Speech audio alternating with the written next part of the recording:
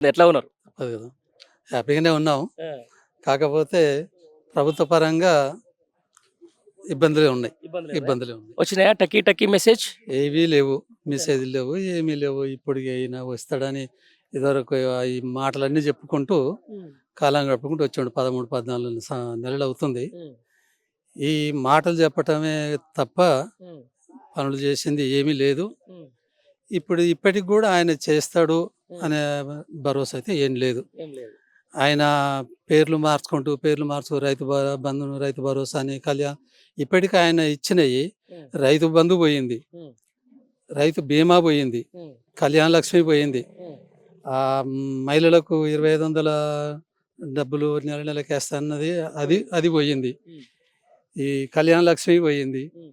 ఏది ఇంకా తులం బంగారం పెడతామని. హ్మ్. ఇందులో ఏది అమలైందని ఇప్పుడు మనం ఆయన మీద సంతోషమైన మాట చెప్పాలి? హ్మ్. హుహుహు. అంతా ఆ! ఏమంటారుగా వెనకడికి ఆడలేక పాత గజ్జలు అన్నట్టు. హుహు. ఇవన్నీ ఇవే మాటలు చెప్పుకుంటూ పోవటం తప్ప ఇవి ఏది కరెక్ట్ కాదు. ఇప్పటికి కూడా ఆయన ఇస్తాడనే నమ్మకాలు కూడా ఏం లేవు. ప్రజలకైతే లేవు. ఏం లేవు. ఎందుకంటే హ్మ్. ఈ ఈ స్థానిక సంస్థల ఎలక్షన్లు వస్తున్నాయి. హ్మ్. ఇదొక డ్రామా హ్మ్. అంతే.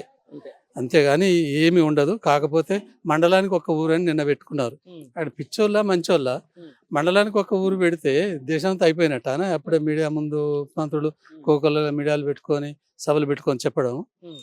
ఏదైనా సరే ఒక్కటి చేసి చెప్పుకోవటం కాదు. హ్మ్.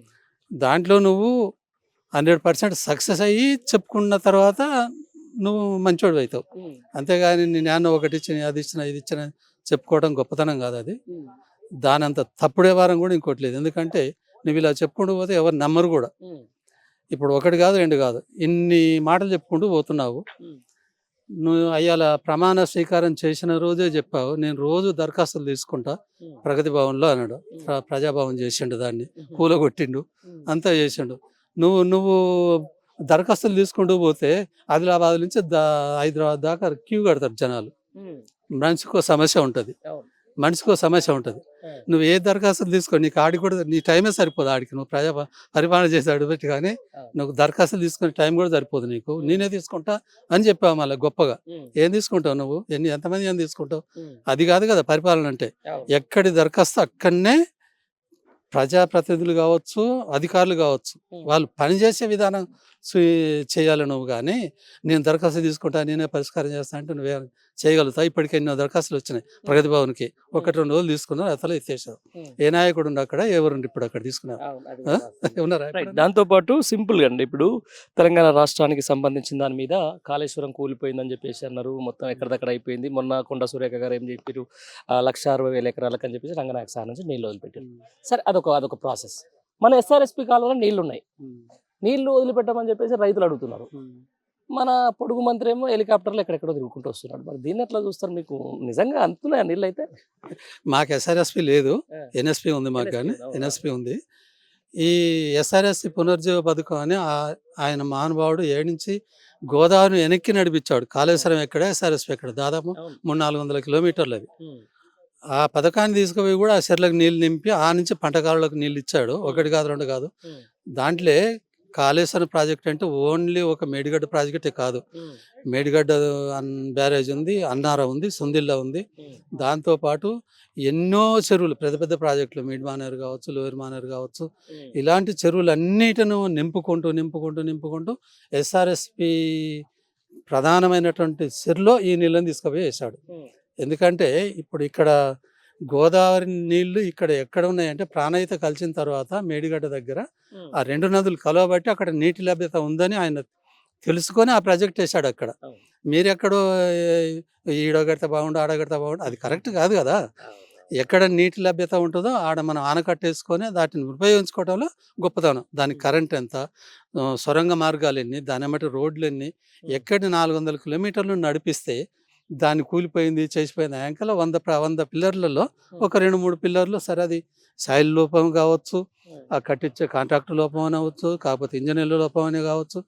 కట్టించే నాయకునికైతే కూలిపోవాలని ఎవడు కోరుకోడు. అవును. నువ్వు కట్టించుకున్నా హ్మ్. ఎవడు కోరుకోడు అట్లా. కూలిపోయి ఎవడు అదేదో కొంచెం సాయిల్ లోపం కలిసిందక్కడ.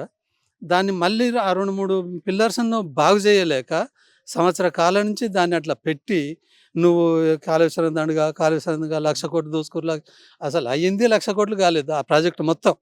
నువ్వు 1,00,000 కోట్లు మింగి కూర్చున్నారంటే నోరెట్లు వస్తుంది నీకు?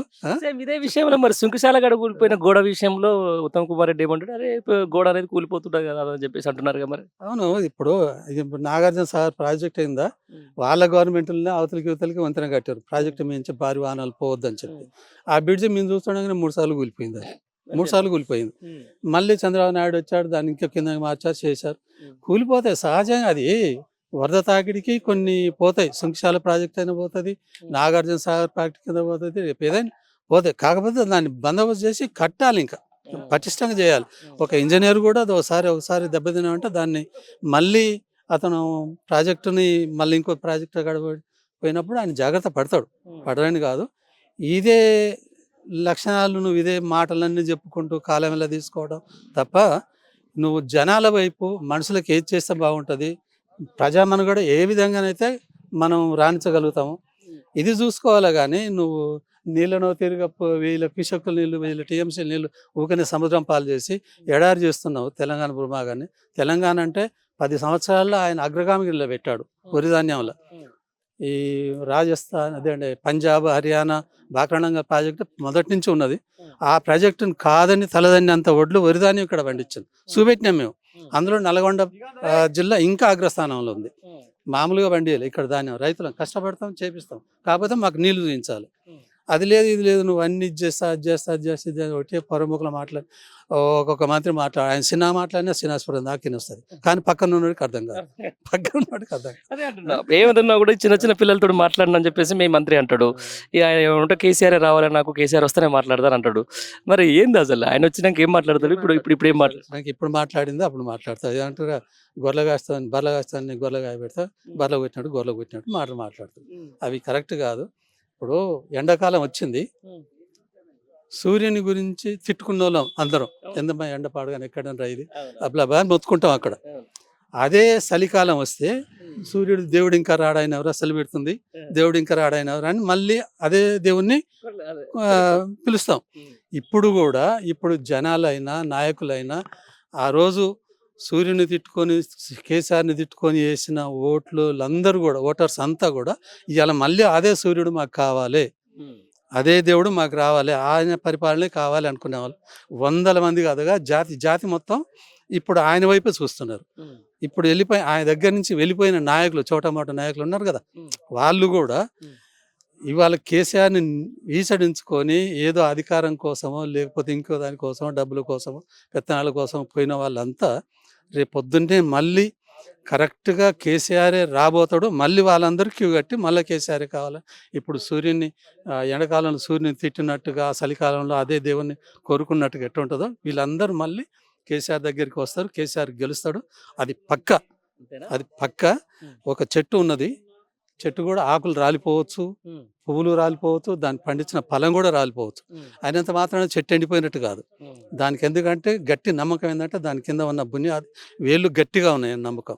తర్వాత చిగురిస్తుంది, మళ్ళీ పూతలు వస్తాయి, మళ్ళీ ఫలాలు ఇస్తుంది.